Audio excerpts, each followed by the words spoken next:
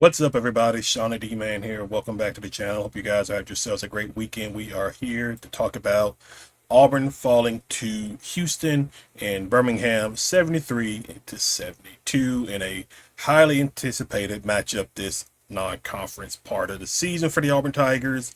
And it was a relatively good game, although there are some questionable things in regard to the game, and some mistakes that Auburn made that and definitely, if they clean up, could be very beneficial for them going down the line, the rest of the non-conference portion of the schedule, and then going into the SEC portion of the schedule.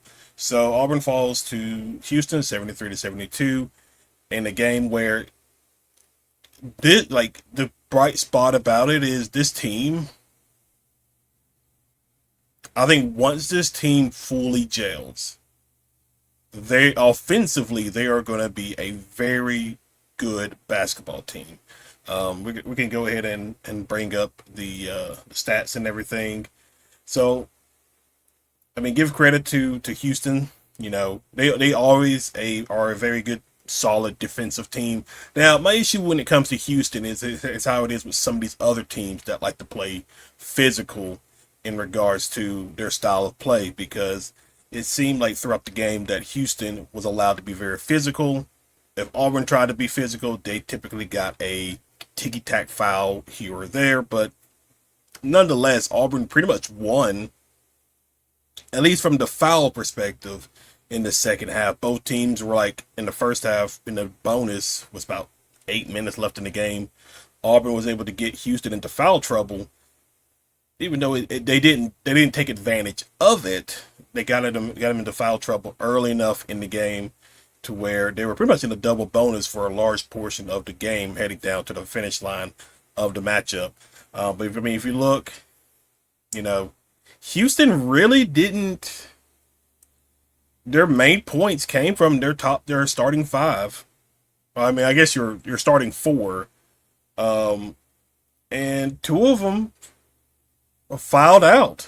And, you know, that kind of sucks that you couldn't really take advantage of that. But, I mean, give credit to some of these other players that they have. They stepped up when they needed to. The Auburn side of things, you know, Keyshawn Hall gave you another 20-point game. Tahad, 15 points. Overton, 13 points.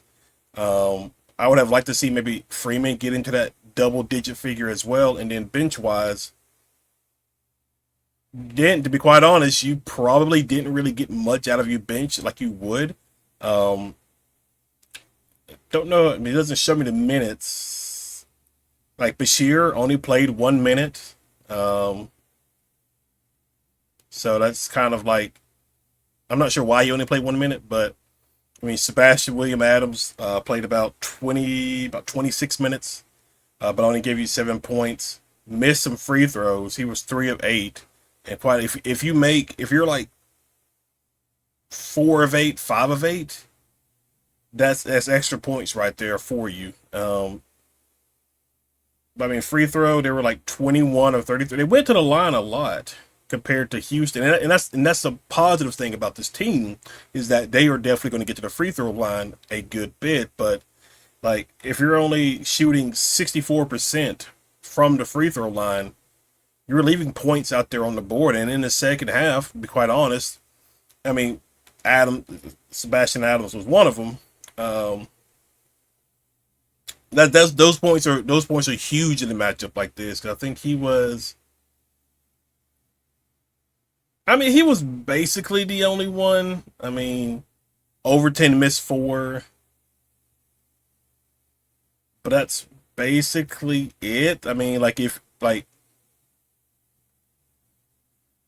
you get 2 extra free throw points from Overton and Adams, that's, I mean, you basically win the game right there. So, but one of the things I mentioned was, let me see if I can find it. So last week when they played, who did they play?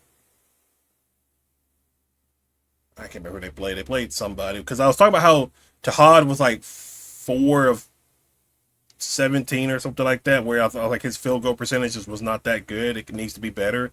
I mean, he's 5 of 14. It still wasn't good. 3 of 8 from the 3 point line.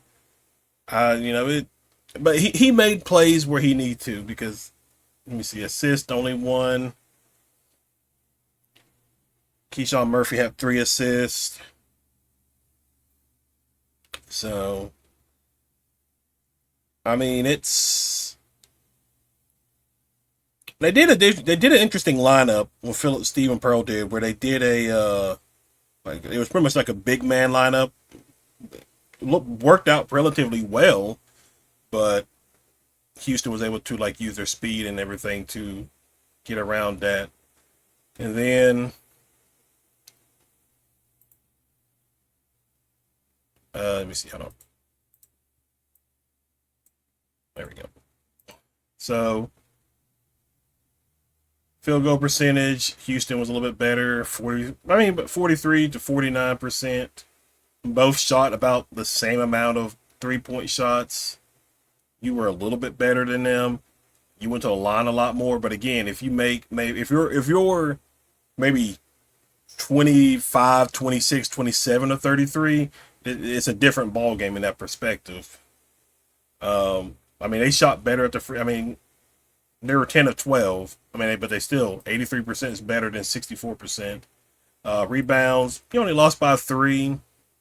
Uh, about even on the offensive rebounds, about even on the defensive rebounds. Assists, they were about 4 better than you. Steals are about even. Blocks, they won that one. I mean, you won. I mean, 8 turnovers compared to 10. Fast break, points in the paint. You're about even, to be quite honest, with Houston down to the wire. It's just free throw shooting, and I would say there's questionable, like people don't always want to go into the whole the officiating and things like that. But I mean, let's be honest. Jahad was fouled down during the final seconds of the game. He clearly was fouled, but it just wasn't called. I'm sure there was calls that Houston got called for that weren't technically fouls, but like it just you hate it because you played really really well in this game against Houston. Like you had an opportunity to win the game with 23 seconds left. Now the inbounds play that they drew up probably could have been a little bit better than what they went with, but I mean it is what it is, I guess. So now you lost the game. But again, I feel really, really good about this team. I feel really, really good that this team is going to be relatively good going down the stretch. So now you go into it.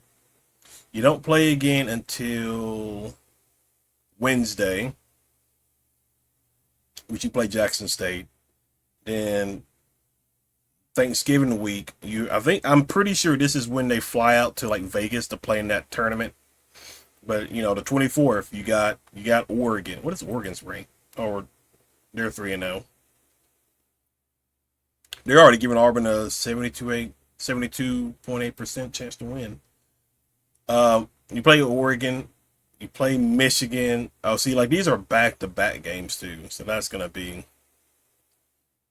But you probably have better depth than those two teams combined, perhaps. And then you're basically off for about a week or so. Then you come back North Carolina State. Is that Hoops Giving? I think it might be. Then obviously you travel to Arizona. That is a late night game. A 9 p.m. That is a late night game.